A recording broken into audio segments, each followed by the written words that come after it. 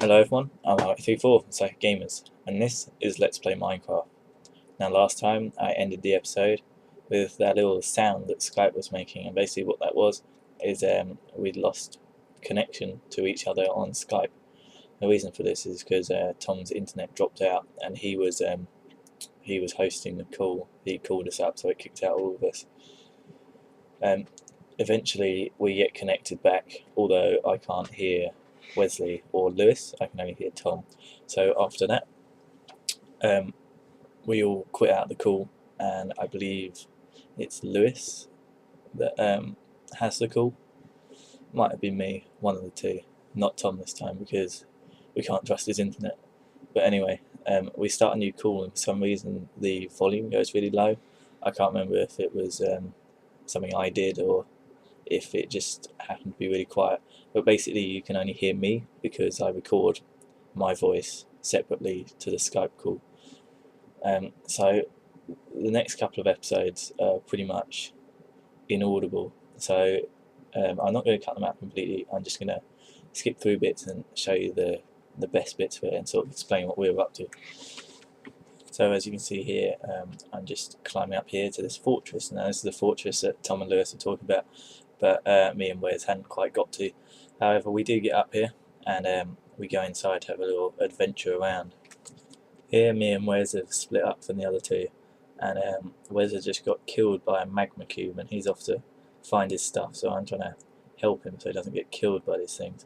I've never actually encountered a magma cube before this Let's Play, but they're it's all like fiery slimes. They split up and they attack you, and they can be quite large ones. That's not even the largest one I've seen. There's an even bigger one later on that I have to show you.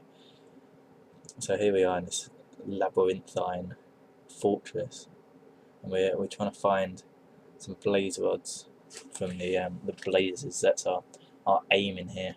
And we wanted to find some blazes. We found more than our fair share of them up here. There was a little spawner we walked right into. There Tom gets himself killed by jumping in some lava. I get set on fire and lose my house pretty quickly. Try and take out a couple of blazes before I die. Obviously it's a bit of a rush to get back because if Wesley dies as well, we have no idea where we were, so I'm trying to get back into the portal so I can teleport over to him, give him a bit of support and not lose where we were. I'm back with Wes trying to fight these things. As you can see, I have no tools because I lost all of my stuff upstairs right next to this spawner, which wasn't very forward thinking of me. So I teleport across Lewis to try and help us. I think I also get Tom in a minute, because I spotted not only this spawner but there's another one over there, and while we want to get as many blaze rods as we can, we don't want to be overpowered by them, so I just destroy the spawner there so we don't get killed, and then I teleport Tom over to us.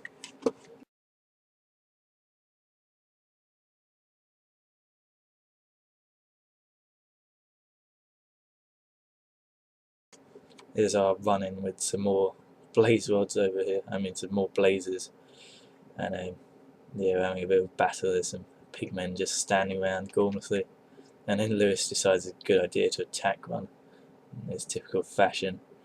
Hasn't learnt from the wolf experiences, although luckily we do kill them before they can really get to us, and gets a gold nugget out of it. Wes gets killed by a zombie pigman here, and shortly after Tom gets killed by a magma cube, and this makes me quite concerned that we're not going to get out of here alive, so we won't be able to save our blaze rods that we've worked so hard to collect. So I decided it's probably best that we all try and get out of here, although this does create the discussion about how we're going to remember where this fortress is, because despite the fact that it's so dangerous in here, we do need this fortress to keep up our supply of blaze rods to be able to find that ender portal with the eyes of the ender. So we're all teleporting around, Wes and Tom wanted to get their stuff back, so I teleport them back into the fortress, and then after that we try and make our way out. Eventually, having died myself and had to go back into the nether to teleport to people because you can't teleport across dimensions, I realised the best way to sort this out is for somebody to die, head into the portal but only slightly into the nether, and then we can all teleport back to the portal, thus getting out. However, because we want one person still to stay here, so we'll be able to teleport back into the fortress, this involves a bit of negotiation of who's going to stand at the portal to be teleported to, and who's going to go back up to the surface at what time. But our main priority is trying to get these blaze rods back to the surface. This is where things take a turn for the worse. This stuff here is Tom's. He died and I had to teleport him back to me. This is what I was looking for. Unfortunately, he had the glitch where he couldn't see his own stuff, so I pick it all up for him, get ready to give it back to him.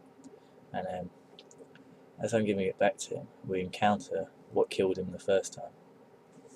It's forever. It's what we took. It's what we. Oh man, there's a huge magma cube down there. Yeah, that's what I got killed over. But I put it on the ground and it's not burning.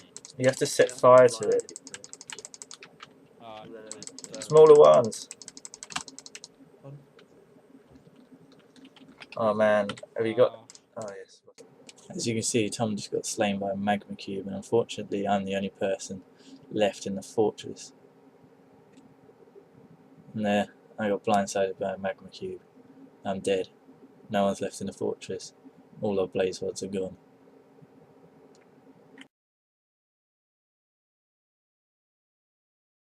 This prompts a question as to what to do. We were coming to the end of our recording session. We needed to finish up really, but nobody wanted to lose this stuff, so we were considering whether to go back into the portal and try and find the fortress again, or whether just to accept the fact that we've probably lost his blaze rods forever.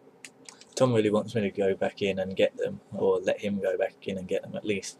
He practically begs me to keep the server open, saying he knows where they are. And I say he has a few minutes to be able to get them before I really need to come off, because I'm getting to the point where my hard drive is filling up with recordings. So this is pretty much a race against time to go get it, at least for Tom. Having said he knew where he was going, there is a point in this where he states that actually the way he was going, he remembers isn't the way he was going. So he's not actually sure the way to go. At this point I get a bit annoyed because I'm trying to keep some space in my hard drive at least for anything else I want to do that's not Minecraft. So I get a bit annoyed saying that he's just wasting everyone's time, seeing as he doesn't know where he's going. This is the point where I decide it's time to go back to the surface. I'm walking along here and I see that Tom dies.